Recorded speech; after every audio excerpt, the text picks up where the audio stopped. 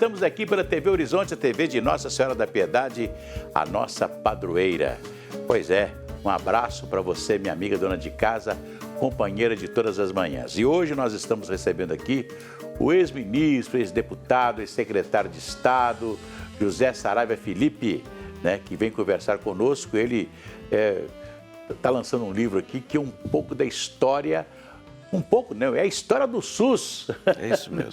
É isso, Saraiva? É isso. Prazer, doutor Saraiva, em recebê-lo aqui. Prazer, Assir Antão, que eu não vou falar nem o tempo que eu convivo com ele, que nós convivemos há muitos anos, né? Muitos anos, muitos e muitos anos.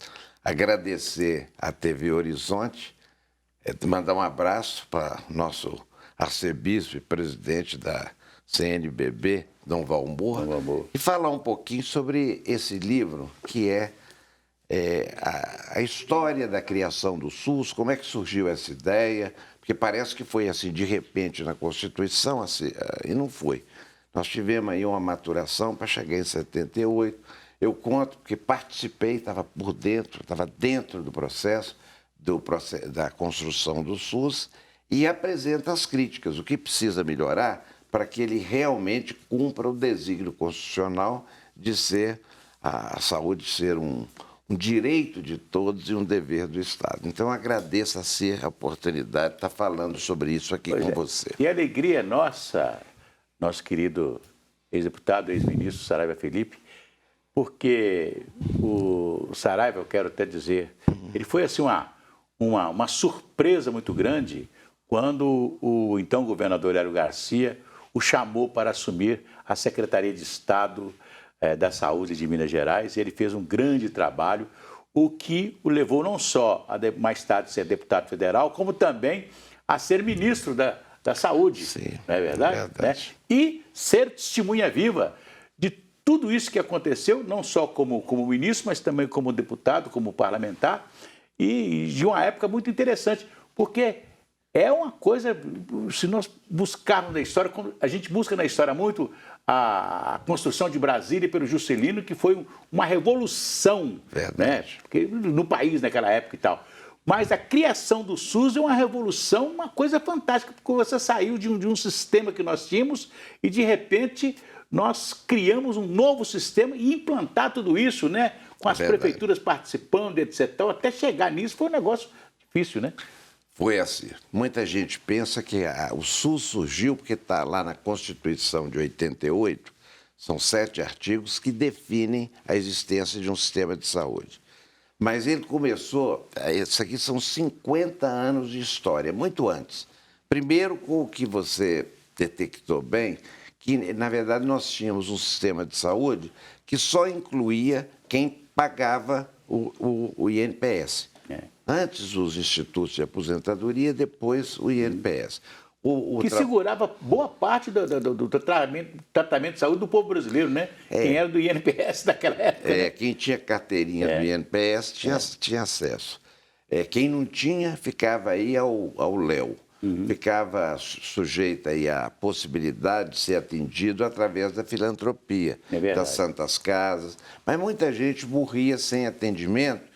Isso, a saúde não era um direito, então foi muito importante o processo. Eu enfatizo aqui a questão de...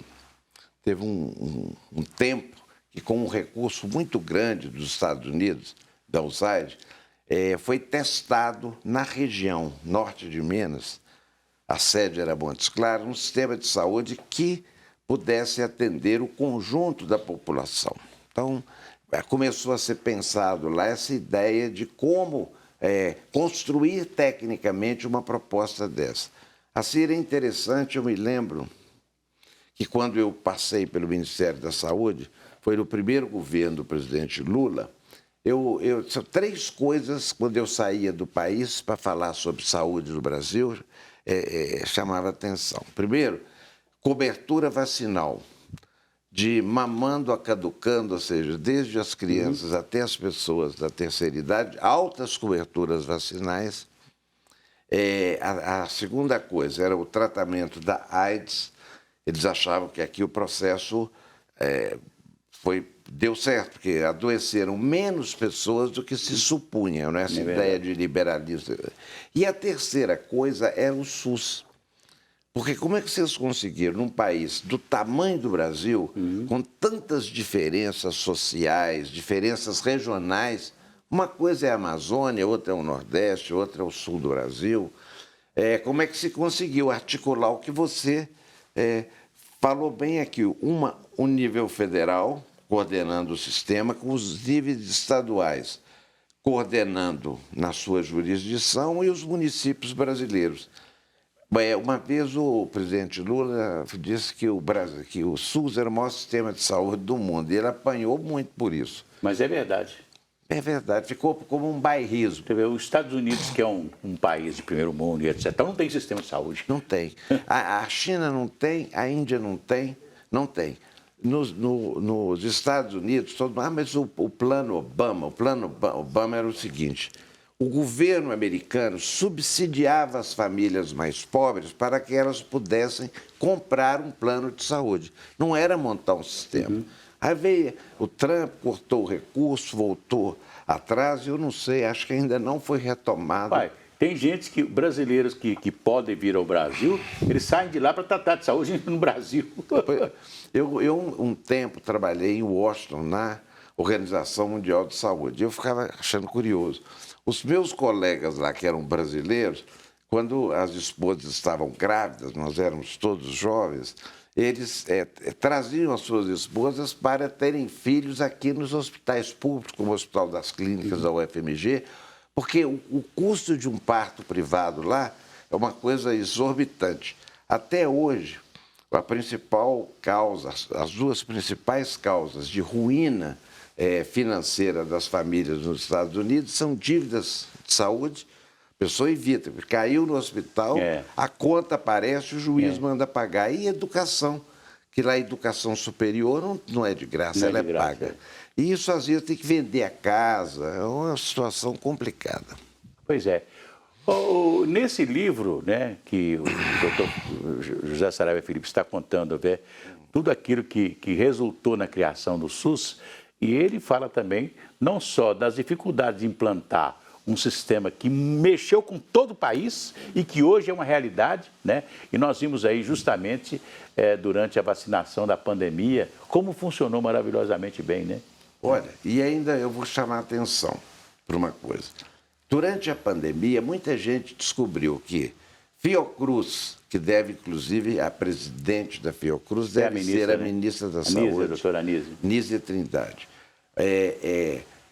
Que Butantan é SUS, que a agência que controla a qualidade de vacina, de medicamento, que é a Anvisa, é SUS, que a Agência Nacional de Saúde, que controla, regula preços de plano de saúde, é SUS. Eu vi, por exemplo, muitas vezes na televisão, um acidente. Um que chamou a atenção, um acidente de helicóptero com a Angélica e com o Luciano Huck. A primeira coisa que eu vi lá foi o SAMU. SAMU é SUS. Farmácia popular é SUS. O próprio Bolsonaro, com o problema da agressão, a facada dele no Juiz de Fora, foi atendido no SUS. Foi atendido no SUS. Então, assim, mesmo as pessoas tendo dinheiro, uma parcela, no Brasil, a população pobre é a maioria, mesmo os que têm dinheiro, por exemplo, se eu sofrer, Deus me proteja, mas um acidente, tiver que eu ser conduzido ou conduzir um parente meu, eu quero ir para o João 23, eu quero ir para o pronto-socorro da prefeitura, aí, o Odilon Beres. Se eu for para um hospital, pode ser ótimo hospital, mas ele não tem lá de plantão 24 horas anestesista, cirurgião de todas as áreas, não tem. Isso é muito caro. Os planos, inclusive, preferem, e estão fazendo isso, pagar pelo atendimento no serviço de urgência e emergência, pagar ao SUS. Isso está estabelecido, porque custaria um absurdo eles manterem. E até mesmo pela estrutura que tem o SUS, né, hoje, com o SAMU, com tudo isso, né? SAMU, farmácia popular. Aliás, eu tenho muito orgulho disso. Aqui tem farmácia popular, que as pessoas pegam remédio em qualquer local. Isso foi criado ao tempo em que eu era o ministro da Saúde. Da mesma forma que eu consegui transformar claro, com a ajuda da direção da Santa Casa, ela é 100% SUS. É o segundo maior hospital em número de leitos do Brasil. Criar aquele centro de especialidades médicas, onde seria o Cardiominas. O Assir lembra bem, eu acho que uma vez você me cobrou, eu era secretário, o que vocês vão fazer com aquilo? Lá na Avenida dos Andradas, que está servindo de local para jovens, usar tiner para poder fazer crack. E aquilo hoje virou um centro de especialidades médicas que também... Muito importante. É muito grande. Nós estamos conversando com o nosso ex-ministro José Saravia Felipe e eu vou deixar uma pergunta para o próximo bloco, né? O SUS está aí, maravilha e etc. Mas tem alguma coisa que o seu livro traz, que são sugestões e coisas que precisam ser aperfeiçoadas. Primeiro traz os problemas, porque não é possível falar de SUS sem reconhecer que ele precisa melhorar muito para atender a população. Então daqui a pouco nós vamos falar sobre isso. Vou cantar aquela musiquinha. Vai tudo bem, muito bem, muito bem, muito bem, muito bem, muito bem, bem, bem. Com pílulas de Lúcen, sabe aquela dorzinha urinária, aquela sensação de queimação e ardor? Pílulas de Lúcen. Há mais de 80 anos no mercado. Se persistirem os sintomas, o médico deverá ser consultado. Daqui a pouco a gente volta, inclusive com o André Cristino falando aqui do que vai acontecer justamente daqui a pouco no jornal da TV Horizonte. Até já.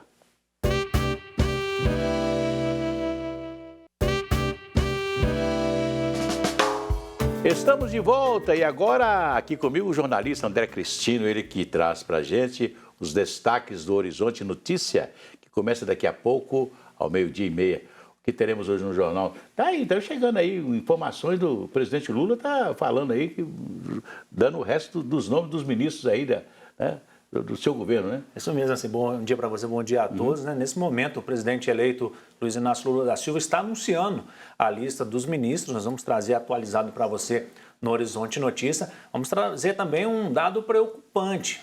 Um levantamento de 2021 apontou que mais de 40% das crianças de 6 e 7 anos no Brasil não sabiam ler e escrever.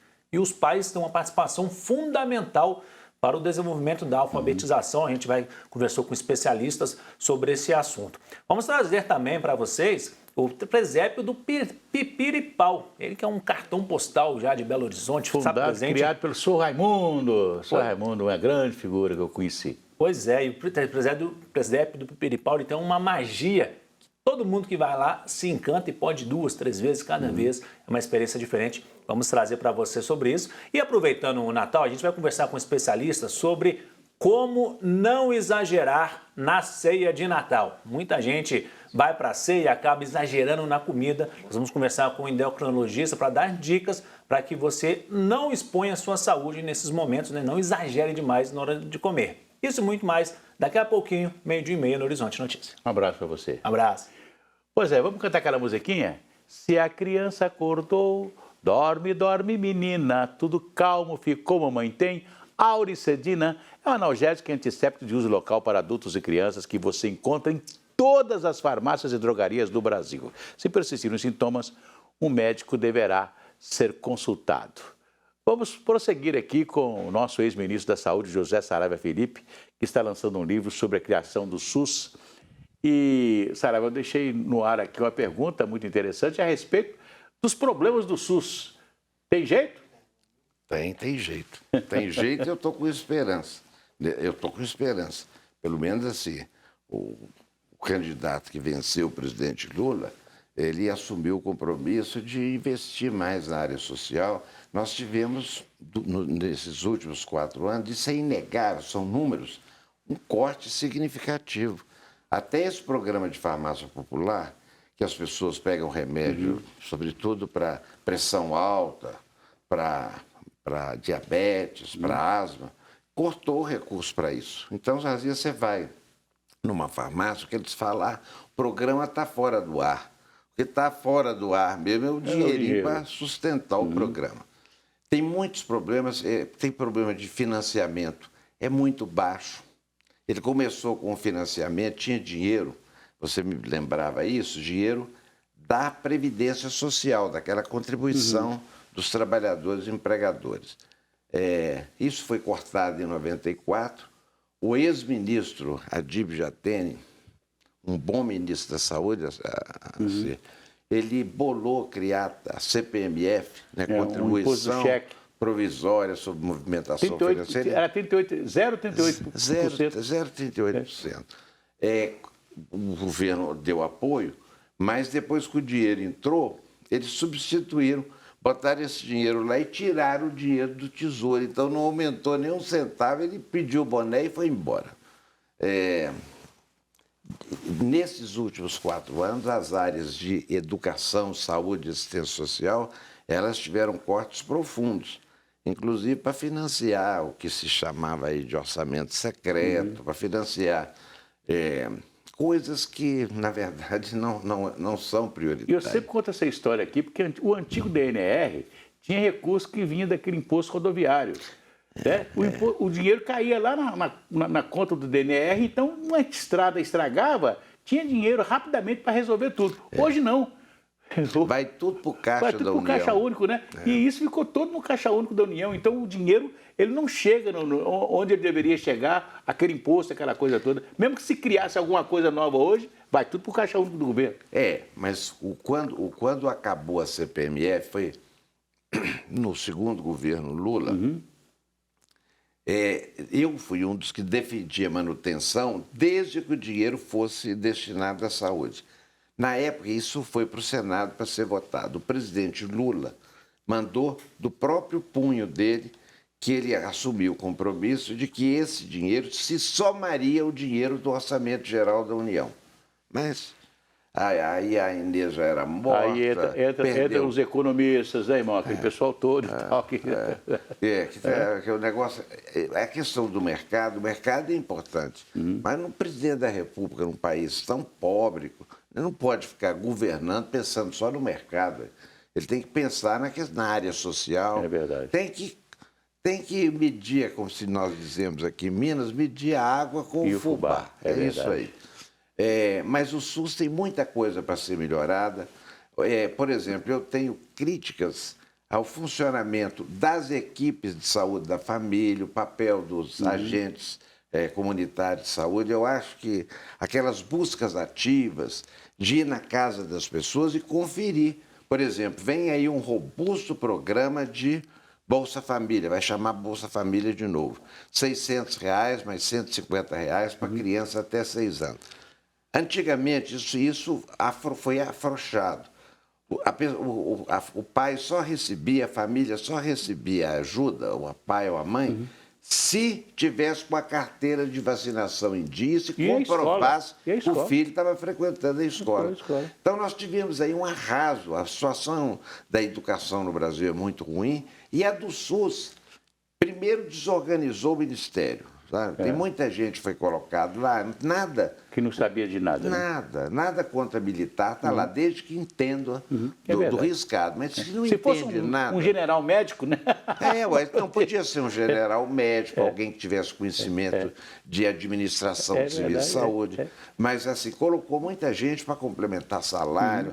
Ou seja, o Ministério está desestruturado no nível central, a ser, e também...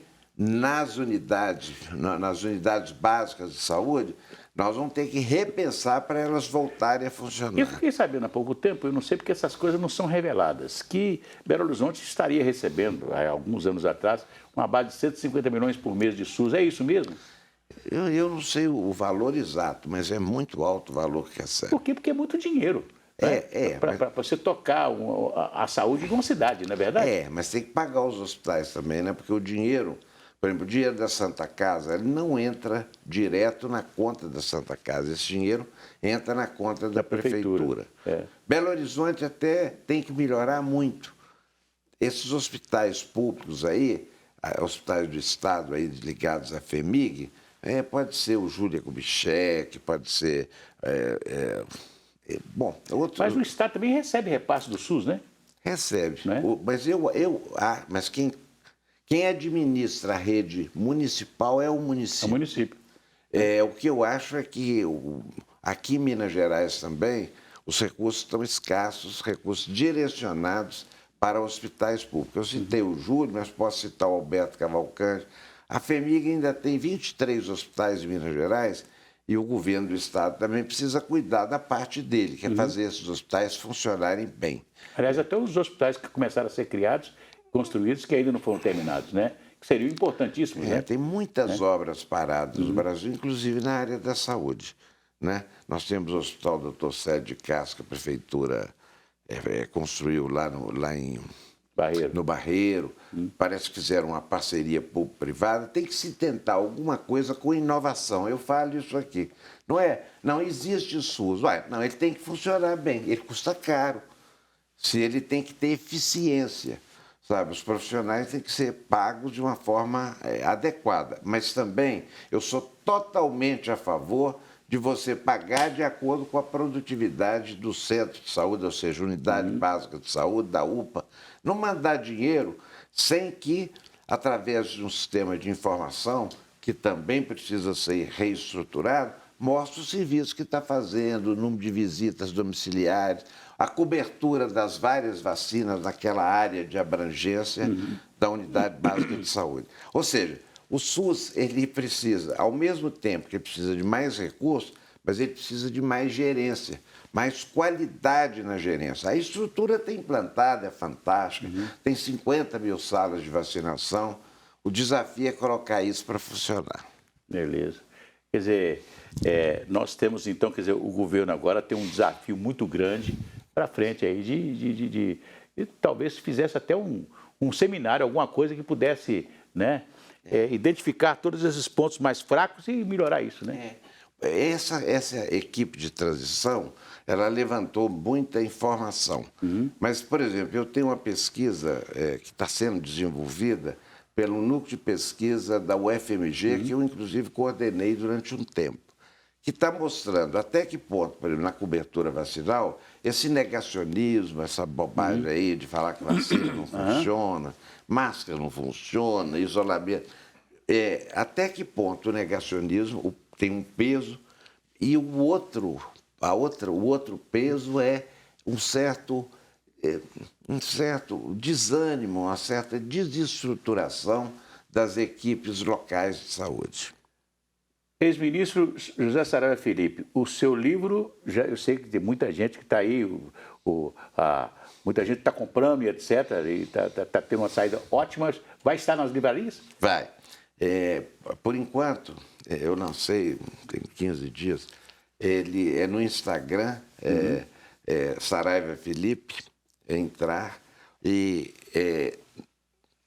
ele vai começar a ser vendido nas livrarias Cultura, nas lojas da Livraria Cultura, e na cooperativa médica da UFMG. Beleza. Nós estamos conversando para colocar o livro. Nosso tempo acabou. Eu fiquei muito feliz de revê-lo, né, de estar aqui conosco nesse dia aqui na TV Horizonte e dizer que a TV Horizonte está sempre com as portas abertas para o nosso querido ex-ministro, médico, grande figura de Minas Gerais. Eu queria também agradecer a oportunidade de estar aqui na TV Horizonte e de rever o Assir Antão.